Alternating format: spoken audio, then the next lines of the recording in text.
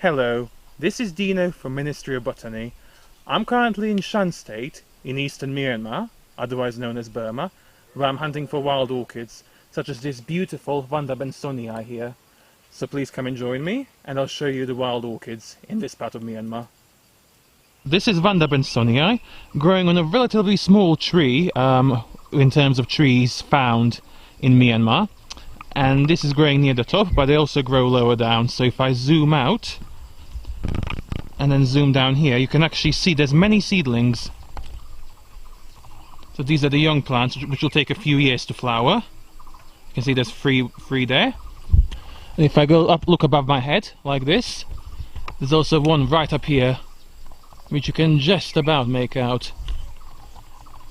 There we go. But unfortunately it's in a really awkward position, so I can't take a better photo or video of it. And this here is a Dendrobium. I believe this to be Dendrobium williamsonii, or closely related species. Still quite common in this part of Shan State. I've seen it in a fair number of locations. And this is flowering in April. Right now it's April in the dry season, so at the same time as the Vanda. And the Vanda is growing very close to it here in the same jungle.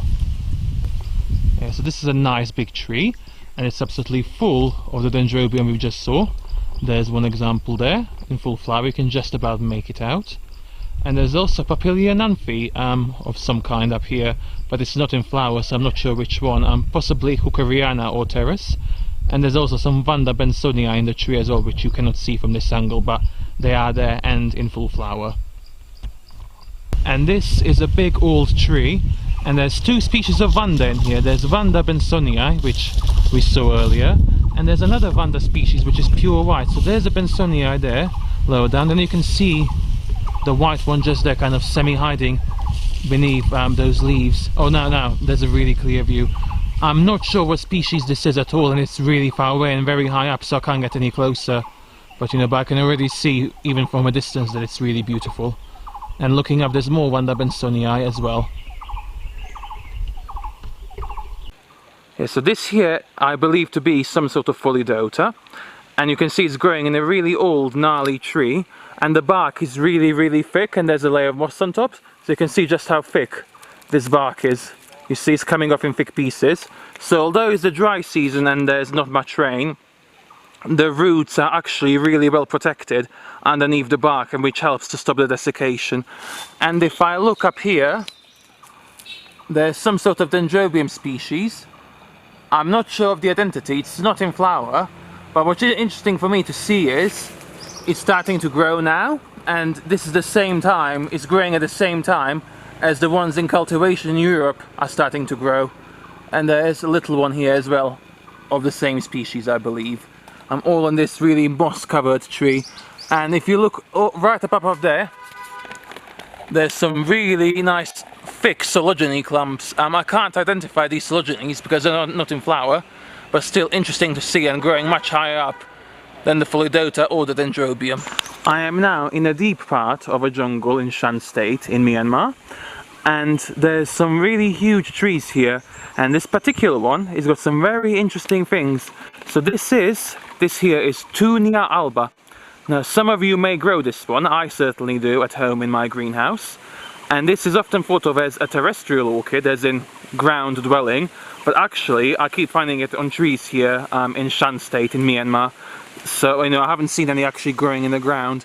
And there's a smaller specimen here, and you can see it's starting to grow, which I find very interesting, because mine one at home in my greenhouse is also starting to grow, so I'm starting to water and fertilize it. And we're now in April, just to remind you. And then if I zoom out a little bit and go kind of over here, there's a big fat bulbophyllum or coelogeny, I'm not sure. Yeah, it's quite high up, so it's hard to identify. In any case, not in flower. And then back over there, there's a big fat clump of bulbophyllum, and possibly coelogeny, I'm not sure. And there's another orchid there, you can see the pseudobulbs quite clearly. And then just to give you more of a view of the entire jungle.